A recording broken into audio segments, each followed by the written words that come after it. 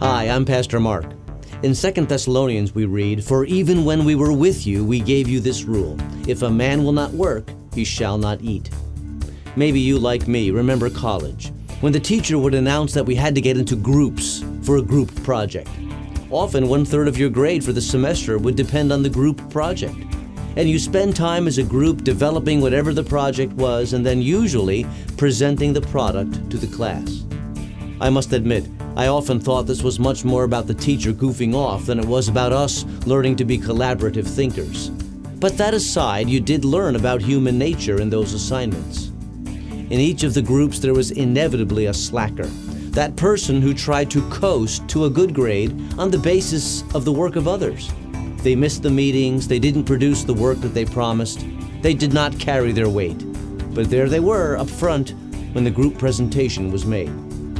Now imagine this is not a class in a semester of school, but rather a group of people in a church. It seems that there were a lot of slackers in Thessalonica. Paul writes to them and tells them to get to work. But why is it good from God's point of view to work? Once we understand that, we will understand why idleness is so bad. And one reason that work has worth is that it's a way for us to love our neighbor. Every person who works at their role is pressing order into the creation in a way that's supposed to benefit themselves and others. We all need that. Imagine what would happen if we all quit our work today and did not go back. It would not be long before food would vanish from the store shelves. There would be no gas to pump. Our cars would stop running. Our clothes would wear out and there'd be no replacement. Our shoes would wear out and no new ones would be available. Our homes would fall into disrepair with no hope of fixing them.